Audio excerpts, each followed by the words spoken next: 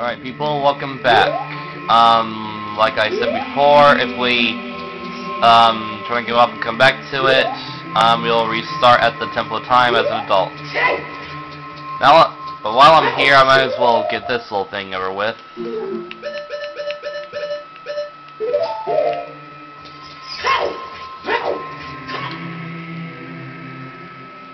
After you beat the fourth temple, come back and talk to Sheik.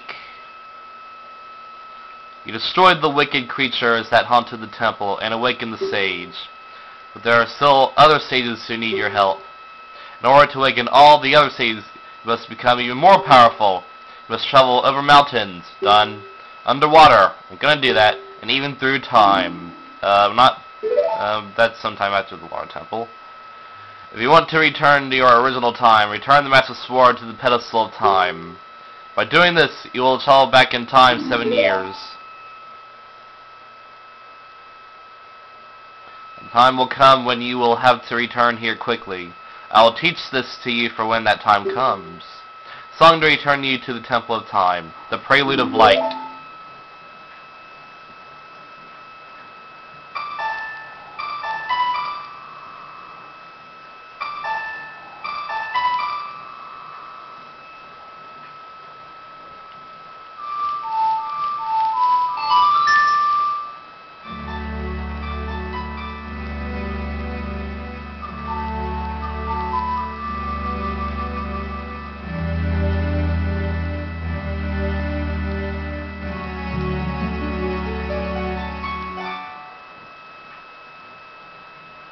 Yeah, we're in the Prelude of Light. As long as you hold the Ocarina of Time and the Master Sword, you hold time itself in your hands. Link, we shall meet again. Sometime before the next dungeon. Yeah, that one's even brighter because it's the Temple of Light. Actually, we're not really going to meet before the next dungeon. Ironically, this time after we beat the Water Temple, we meet him again, which is kind of weird. And then we meet him before the next dungeon. I guess we meet twice before the next dungeon then.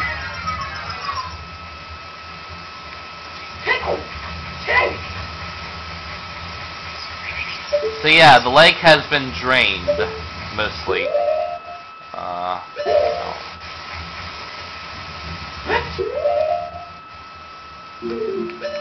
From my books.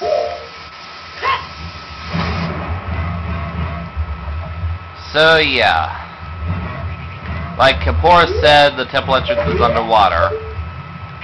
I opened the gate with the hook shot, and that little part lets you know that we're going to be using the hook shot a lot in this temple. Because here we're actually going to get an upgrade for the hook shot. The Water Temple. We were made in 2 floors. I've always found this place comparable to an indoor swimming pool. I mean, to me, it does look like an indoor swimming pool. The design and all that. That's not for right now. Let's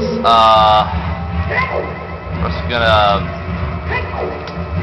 go in this room with the torches by it. And torches don't light underwater, obviously. It's Rudo! Oh, if I'm right, Link? You're Link, aren't you? It's me, your fiancé Rudo, Princess of the Zoras. Huh? I'll never forget the vows we made to each other 7 years ago. You're a terrible man to have kept me waiting for these 7 long years. But now's not the time to talk about love. I'm sure you've already seen it. Zora's domain, totally frozen. A young man named Sheik saved me from under the ice. But my father and the other Zoras have not. Yet. I want to save them all. I want to save Zora's domain. You have to help me. This is a request from me, the woman who is going to be your wife. Link, you have to help me destroy the evil monster in the temple, okay? Inside the water temple, there are 3 places where you can change the water level. I'll lead the way. Follow me quickly!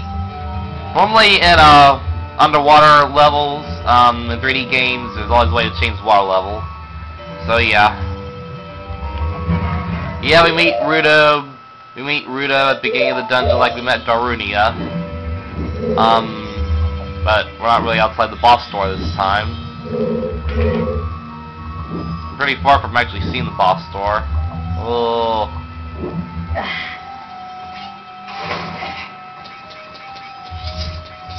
Kill room. Ow! These are silver spike dudes. Oh, wrong way!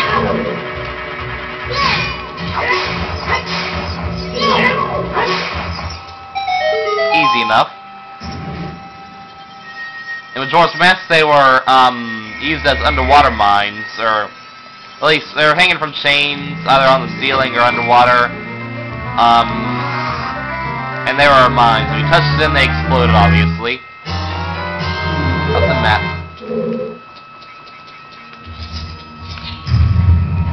Alright, if you see these Triforce pictures, play Zelda's Lullaby and the water level will change. This one makes the water go at the lowest level.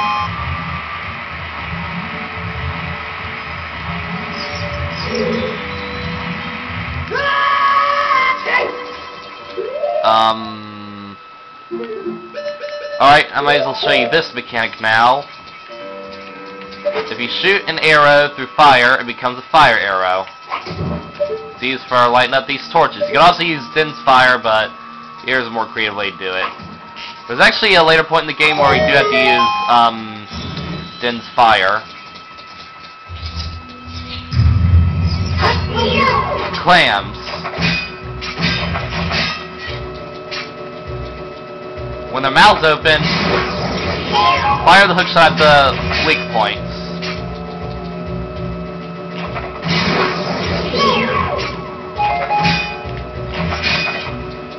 And it kind of has to be a little perfect there too. And that's obviously going to be key.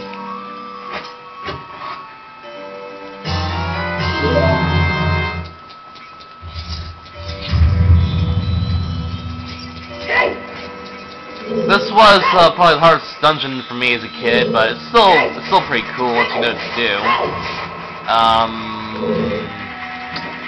Alright, first we want to push this block for later. Actually, might be able to do what's in here right now.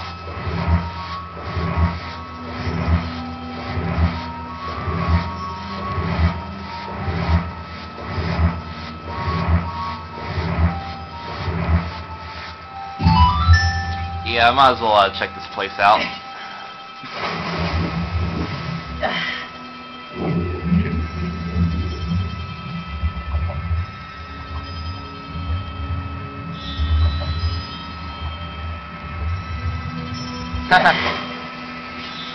Gets annoying switching between the iron boots and the regular boots, so I hope to make the best of that.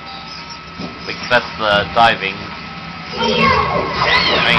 Some areas aren't really that deep. You can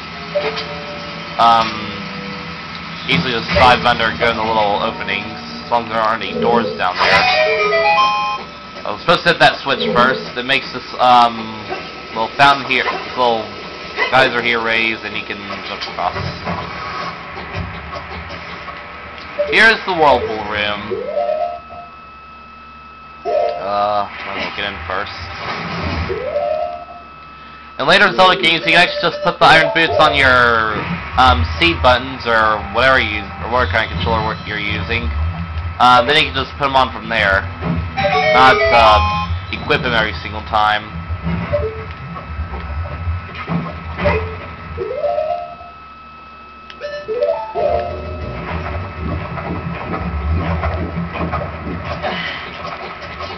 But the boots are just about in every 3D Zelda game, and Majora's Mask, the Zora Mask pretty much took the place of the boot. I mean, it had the same little mechanic, I guess.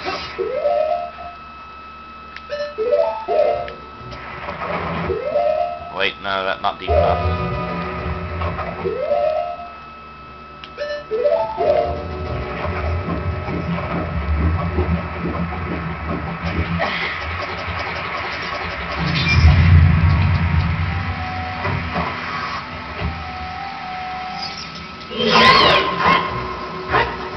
Blue Tektites, I believe, have more HP than red Tektites. Blue Tektites only like to hang around water a lot. I think we just died here. Oh, I know what, we actually need the iron boots to get back up. Crap.